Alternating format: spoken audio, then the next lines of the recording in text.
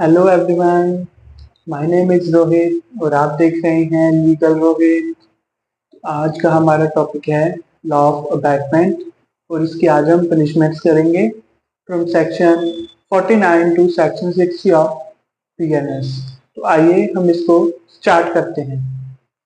Now section 109 of IPC is now section 49 of BNS. What is this section? Punishment of abatement if act is abated is committed in consequence and where no express provision is made for its punishment. तो इसमें हम क्या देखेंगे कि जो अबैटेड किया गया था वो कमिट हो चुका है, उसके हम पनिशमेंट के बारे में जानेंगे। तो हम रीड करते हैं इसकी प्रोविजन को।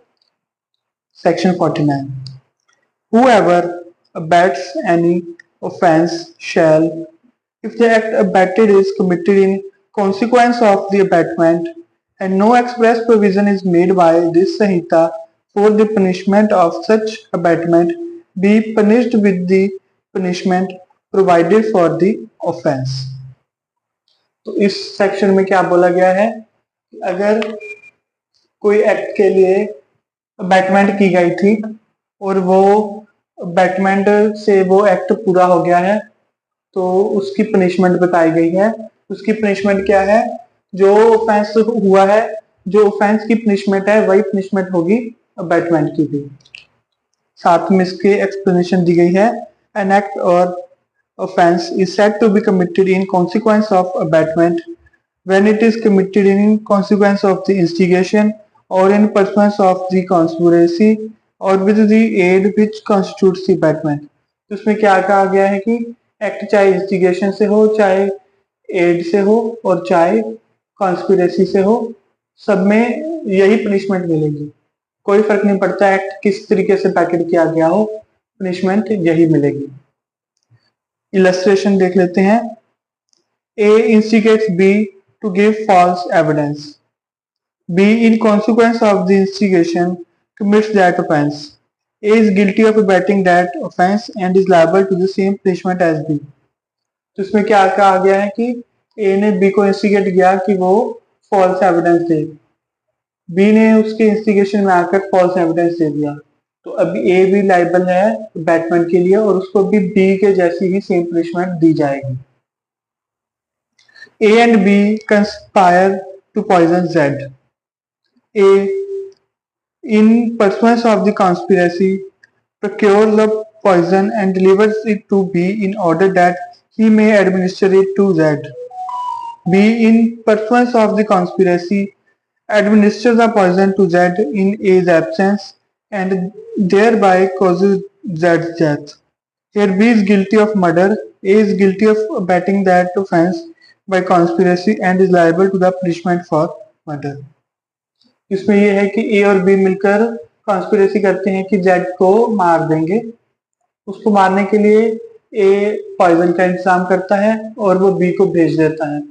बी ए की एब्सेंस में वो पॉइजन जेड को दे देता है और जेड मर जाता है। बी तो मर्डर के लिए लायबल होगा ही, बट ए भी मर्डर के लिए ही लायबल होगा क्योंकि ये एक कॉन्स्पिरेसी थी।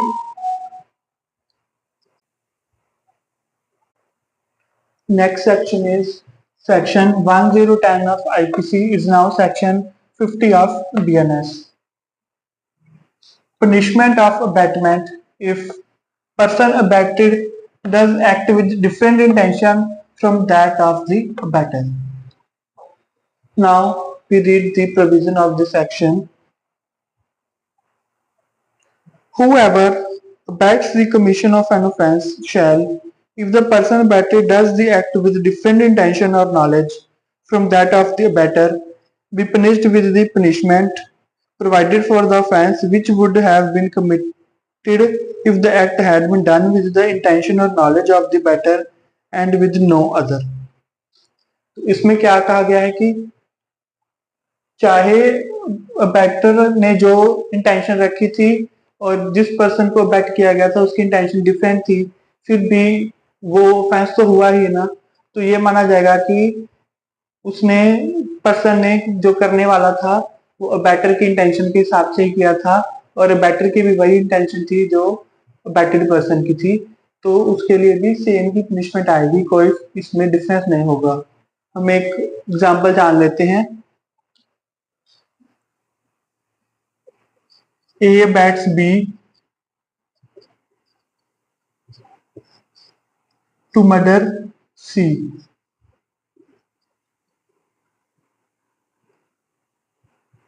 क्योंकि ए सी का एनिमी था तो उसने बी को बैट्स किया कि सी को मर्डर कर दो। बट डी जब वहां देखने गया, जब उसने सी को देखा तो उसने पाया कि ये तो मेरा भी एनिमी है, तो उसने ए की छोड़कर उसने ये देखा कि मेरा एनिमी है, तो उसने इस इंटेंशन से मारा कि सी मेरा एनिमी है, मैं इसको मार देता हूँ। भले ही इसकी इंटेंशन इससे डिफरेंट थी, बट ऑफेंस तो वही हुआ जो इसने ए ने बोला था, तो पनिशमेंट भी इसमें सेम ही होगी। यही माना जाएगा कि जो इसने बेट किया था उसने वो किया, और उसकी इंटेंशन भी वही थी जो बी की इंटेंशन थी।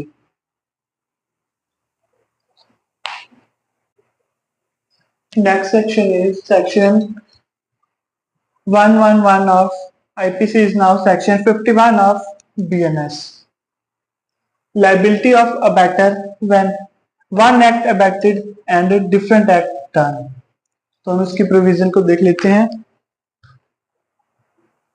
When an act is abetted and a different act is done, the abettor is liable for the act done in the same manner and to the same extent as if he had directly abetted it, provided that the act done was a probable consequence of the abatement and was committed under the influence of the instigation or with the aid or the pursuance of conspiracy which constituted the abatement. तो इसमें क्या कहा गया है कि जो act के लिए अबैटमेंट की गई थी, वन एक्ट के लिए अबैटमेंट की गई थी, पर एक्ट हुआ डिफरेंट, बट इसमें यह माना जाएगा कि अबैटर ने वही एक्ट को अबैटमेंट किया था जो एक्ट हुआ है, प्रोवाइडेड दैट इसमें कहा क्या गया है कि प्रोबेबल कॉन्सिक्वेंस वर्ड आता है।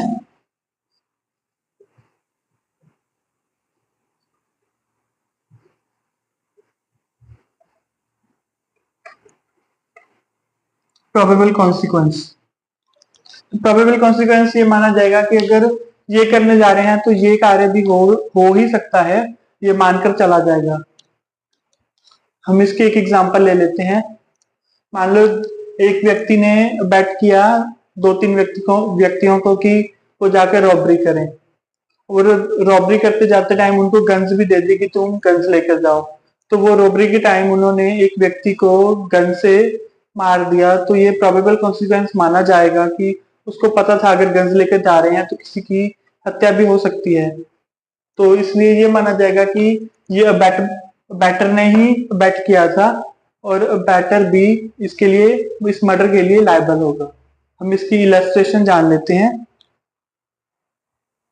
A instigates a child to put poison into the food of Z and gives him poison for that purpose.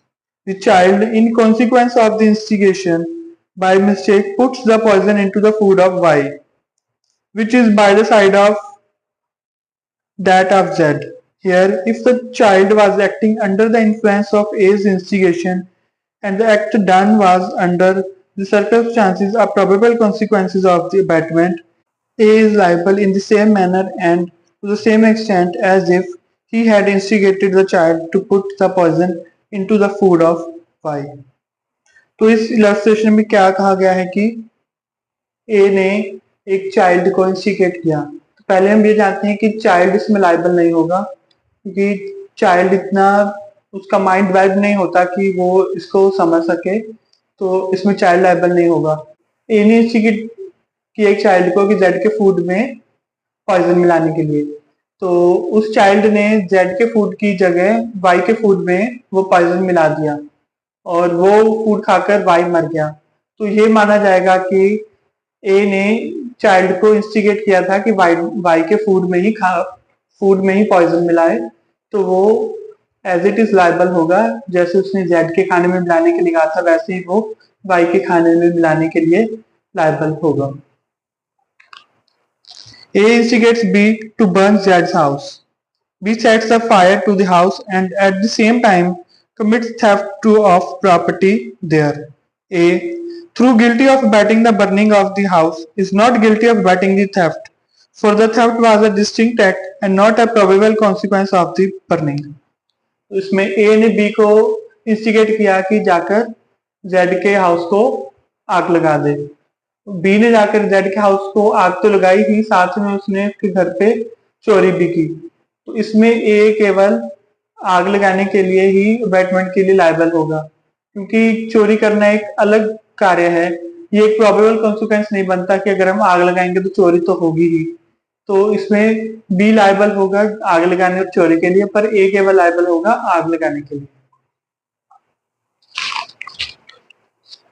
A instigates B and C to break into an inhabited house at midnight for the purpose of robbery and provides them with arms for that purpose. B and C break into the house and being resisted by Z, one of the inmates murders Z. Here, if that murder was the probable consequence of the abatement, A is liable to the punishment provided for murder. A ने instigate किया B and सी को कि जाओ आधी रात को किसी का घर तोड़ो और रॉबरी करो। वो गए, उन्होंने घर तोड़ा और अंदर जाने पर जेड जो घर का मेंबर था उसने उनको पकड़ लिया। उन्होंने जेड का मर्डर कर दिया। तो ये माना जाएगा कि ये मर्डर की अबैटमेंट ए ने ही की थी, क्योंकि उसी ने उनको गन्स देकर भेजा था। और अगर गन्स देकर भेजा था तो ये माना जा सकता है कि मर्डर भी हो सकता है, तो इसमें ए भी लायबल होगा। Next section is section 112 of IPC is now section 52 of BNS. Better when liable to cumulative punishment for act abetted and for act done. तो प्रोविजन पढ़ते हैं इसकी। If the act for which the abettor is liable under section 51 is committed in addition to the act abetted and constitute a distinct offense, the abettor is liable to punishment for each of the offenses. तो इसमें क्या बोला गया है कि अगर अबैटर section 51 के under liable होता है, जो कि अबैटेड की गई हुई एक्ट से ज्यादा एक्ट होता है, तो वो हर एक एक्ट के लिए अलग से लायबल होगा पनिशमेंट के लिए। तो इसकी इलस्ट्रेशन पढ़ लेते हैं। A instigates B to resist by force a distress made by a public servant. B in consequence resists that distress. In offering the resistance, B voluntarily causes grievous hurt to the officer executing the distress. As B has committed both the offences of resisting the distress and the offence of voluntarily causing grievous hurt, B is liable to punishment for both these offences, and if A knew that B was likely voluntarily to cause grievous hurt in resisting the distress, A will also be liable to punishment for each of the offences. इसमें क्या बोला गया है कि A ने B को instigate किया कि जो पब्लिक ऑफिसर उसको पकड़ने आ रहा है वो उसको किसी भी तरह से रोक ले। तो B ने यही किया कि उसने पब्लिक ऑफिसर को रोका तो, बट साथ में उसने उस पब्लिक ऑफिसर को ग्रीवियस हर्ट भी किया। तो बी इसमें उसको रोकने के लिए और ग्रीवियस हर्ट दोनों के लिए लायबल होगा। और अगर ए को पता था कि वो रोकने के लिए ग्रीवियस हर्ट कर सकता है, तो ए भी दोनों ऑफेंसेस के लिए अलग से लायबल होगा।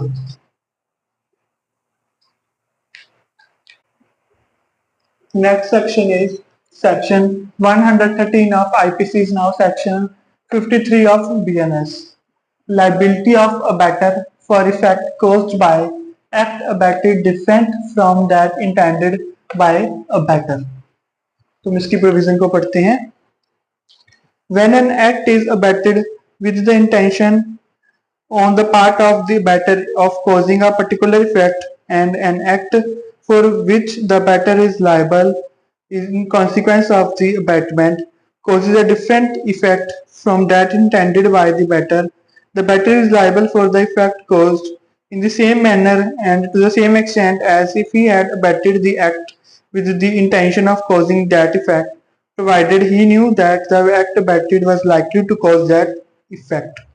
इसमें क्या कहा गया है कि बैटर ने जो बैटमेंट की थी एक इफेक्ट के लिए कि एक अगर ये कार्य करोगे तो उसका ये परिणाम होगा, बट वो कार्य करने के बाद उसका परिणाम कुछ अलग आया है, तो ये माना जाएगा कि उसने उसी परिणाम के लिए उसको बैटमेंट की थी, प्रोवाइडेड ही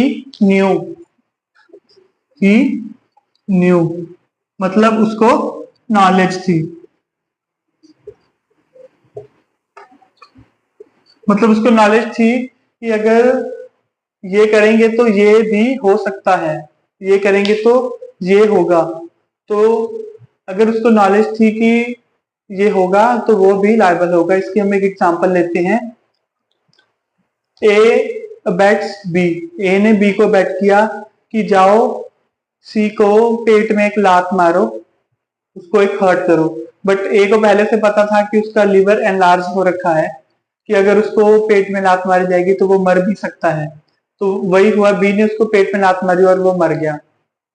तो हियर बी डिडंट नो कि उसको ऐसी प्रॉब्लम है, तो बी तो केवल हर्ट के लिए लायबल होगा, बट ए माना जाएगा कि उसको ये सब पता था तो वो मर्डर के लिए लायबल होगा। इसकी हम इलस्ट्रेशन पढ़ लेते हैं। A instigates B to cause grievous hurt to Z, B in consequence of the instigation causes grievous hurt to Z. Z dies in consequence. Here, if A knew that the grievous hurt abetted was likely to cause death, A is liable to be punished with the punishment provided for murder. A ने B को instigate किया कि जाओ Z को grievous hurt करो। B ने Z को grievous hurt किया और उससे Z की मृत्यु हो गई। तो इसमें अगर ए को पता था कि ग्रीवियस हर्ट करने से जेड मर भी सकता है, तो वो लायबल होगा जेड के मर्डर के लिए। Next section is section 114 of IPC is now section 54 of BNS, abettor present when offense is committed। Provision पढ़ लेते हैं इसकी। Whenever any person who is absent would be liable to be punished as an abettor is present when the act or offense for which he would be punishable in consequence of the abatement is committed, he shall be deemed to have committed such act or offense। इसमें ये कहा गया है कि abettor जिसने जिस act और जिस कार्य के लिए उसने अबेटमेंट की थी, अगर वो उस ऑफेंस के करते टाइम वहां पर प्रेजेंट है तो ये माना जाएगा कि वो ऑफेंस उसी ने किया है।